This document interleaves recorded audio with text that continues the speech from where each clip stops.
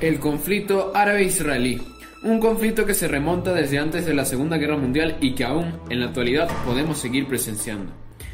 Este siendo un territorio que en un comienzo fue desarrollado por un grupo de judíos askenazíes, gracias a las grandes potencias mundiales, que interrumpen un territorio habitado por árabes desde hace siglos con el pretexto de que fue un lugar escogido por Dios.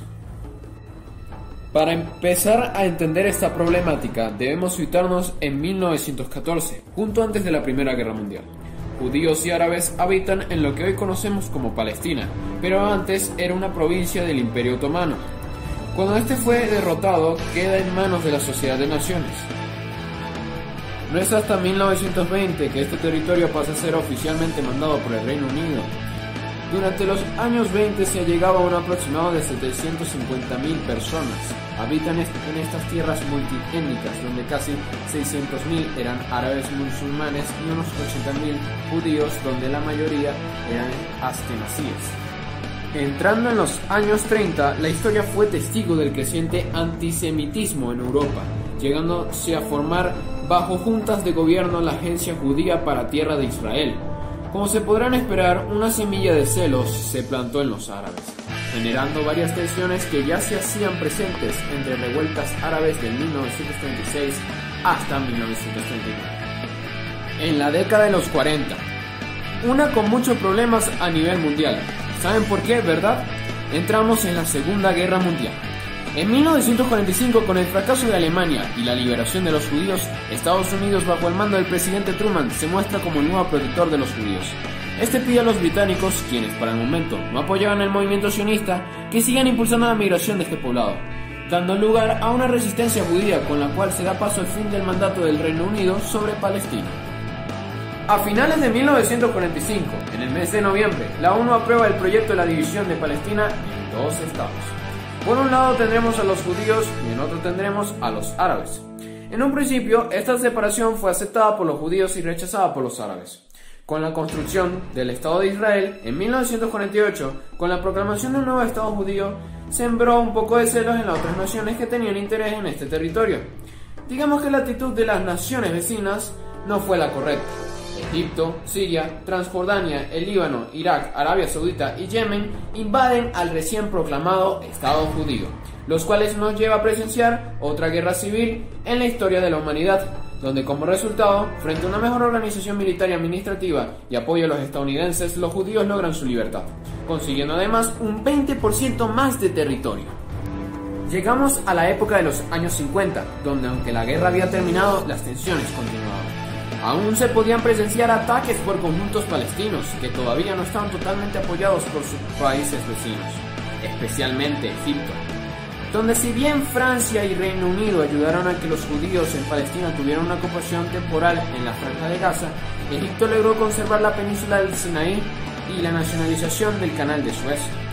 Estas zonas resultan ser fundamentales para el desarrollo de este conflicto, debido a que nos demuestran el límite que hay entre naciones.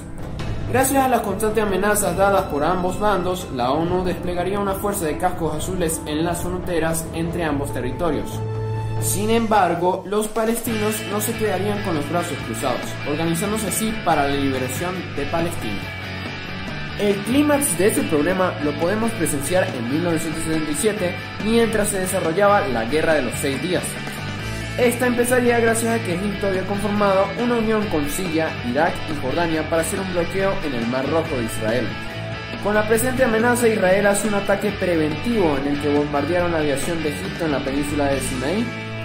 Con este acto podemos decir que se dio inicio a esta guerra, donde los israelíes avanzaron rápidamente ocupando territorios en Jordania, la península de Sinaí y la Franja de Gaza de Egipto, trayendo malas noticias para los palestinos, ya que su número de refugiados aumentaba cada vez más a su punto de llegar a casi 300.000. Sin embargo, no todo se pinta de color para los israelíes. Estos se vieron puestos en los ojos de la crítica mundial. Estaba pasando de ser visto como un estado errante en busca de la supervivencia a empezar a ser considerado como una próxima potencia ocupante, que poco a poco irá consiguiendo nuevos enemigos en su camino. Siendo más específicos, la Unión Soviética y todo su bloque comunista entrando en el contexto de la Guerra Fría.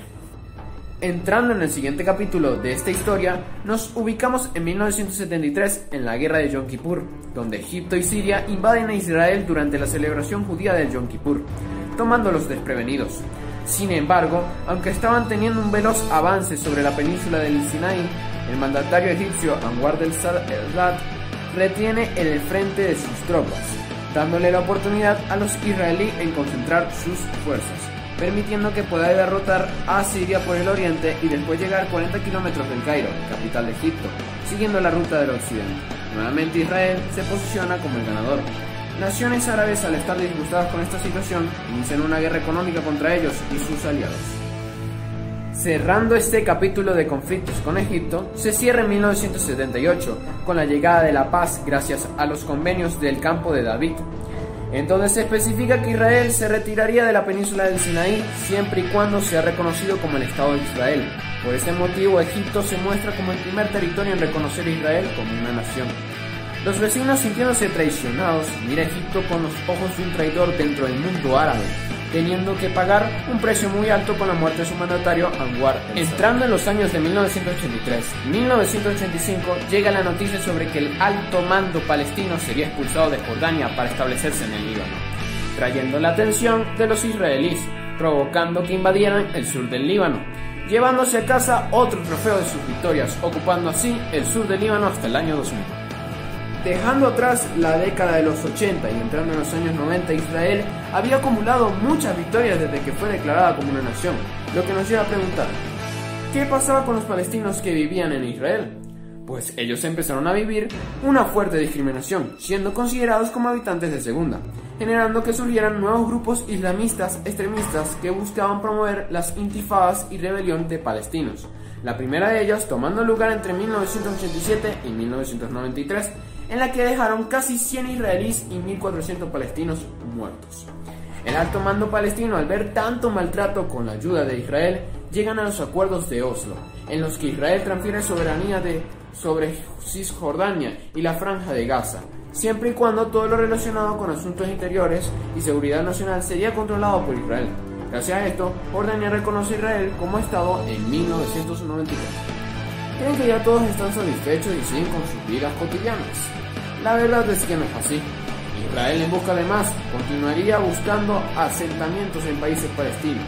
Además, ¿recuerdan el trato de segunda que recibían los palestinos? Pues sigue igual.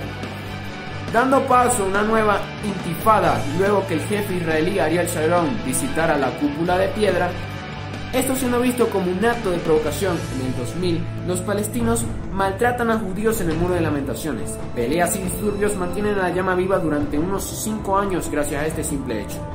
Con un estimado de 1.000 israelíes y 3.300 palestinos muertos en consecuencia de estos enfrentamientos, se tomó la decisión de empezar con un proyecto polémico. Un muro que diera la división entre Israel y Cisjordania. Además, se pudo presenciar un intento para mediar la paz entre estas naciones. Ariel Sharon pondría en práctica una retirada de fuerzas militares y civiles en la Franja de Gaza, dejando a este en total control palestino. Los palestinos y grupos islámices como Hamas, al estar posicionados en la Franja de Gaza, dando la imagen de haber aceptado la paz, efectúan un ataque de misiles hacia Israel, dando inicio a otro round de batallas en este conflicto con el problema de la Franja de Gaza, del 2008 al 2009, teniendo como resultado varias localidades destruidas y alrededor de 1.500 muertos. Gracias a resoluciones de la ONU en 2013 y pese al desacuerdo de Estados Unidos, Palestina consiguió tener un estatus de observador, consiguiendo así la autonomía completa de Cisjordania y la Franja de Gaza, actualmente siendo reconocido por un total de 136 países, rechazado principalmente por Estados Unidos, la Unión Europea, Japón, Corea del Sur y Australia. En 2018, el presidente de Estados Unidos, Donald Trump, decidió mover la embajada americana de Tel Aviv a Jerusalén.